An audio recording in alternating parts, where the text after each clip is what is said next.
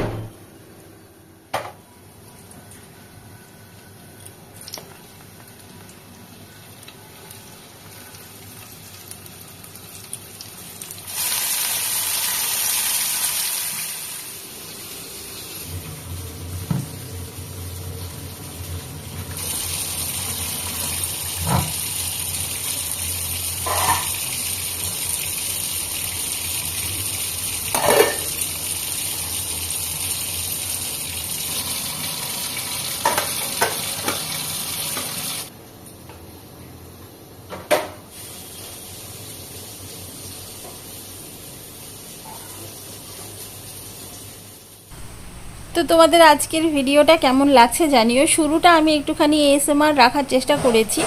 আজকে আমি দহি বাইগানও বানাবো, যেটা হচ্ছে দই বেগুন উড়িয়া স্টাইলে বানাবো আজকে। তো তার জন্য এখানে দেখো বেগুন ভেজে নিয়েছি, আর এইখানে ছাদে অনুভব চলে গেছে একটুখানি কারি পাতা আনতে।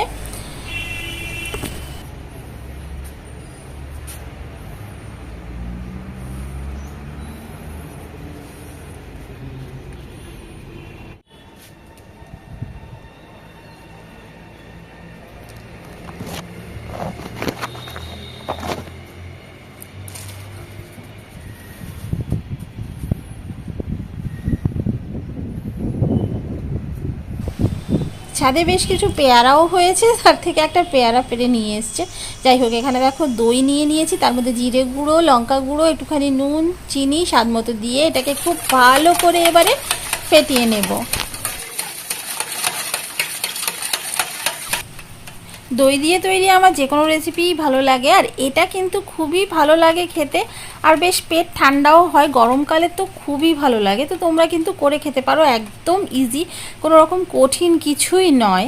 তো দই ফাটানো আমার হয়ে গেছে, এবার আমি একটু ফোড়ন দেবো। তো কড়াইতে দেখো যে বেগুন ভেজেছিলাম সেইখানে একটু তেল দিয়ে আরও 4টে আমি শুকনো লঙ্কা দিয়ে দিয়েছি, তার সঙ্গে দিলাম একটুখানি সর্ষে, একটুখানি জিরে, তারপর দিয়ে দিলাম এর মধ্যে আমি বেশ অনেকটা কারি পাতা। কারি পাতা তোমরা আরও বেশি দিতে পারো, বেশ ভালো লাগে। এবার ফ্যাটানো দইটা দেখো আমি এই ভাজা বেগুনের মধ্যে ঢেলে দেব। এই যে খুব ভালো করে ঢেলে দিলাম, দেখো কি সুন্দর লাগছে, দেখতেই কিন্তু লোভনীয় লাগছে এটা। তো তারপর এটাকে একটুখানি মিক্স করে নিলাম, নিয়ে এর মধ্যে আমি ওই যে ফোড়নটা তৈরি করেছি সেটা উপর থেকে দিয়ে দেব। ব্যাস, রান্না করার কিন্তু সেরকম কোনো ঝক্কিই নেই, ভীষণ ভালো লাগে খেতে। বাঙালির দই বেগুনটা একটুখানি হলেও রান্না করতে হয়, তবে এইটা কিন্তু একেবারেই রান্না করতে হয় না, ব্যাস মিক্স করে নিলেই হলো। তোমরা যারা দই ভাত খেতে ভালোবাসো তাদের কিন্তু এটা খুব ভালো লাগবে। তো অবশ্যই এটা ট্রাই করে দেখতে পারো, গরমকালে দারুণ খাবার।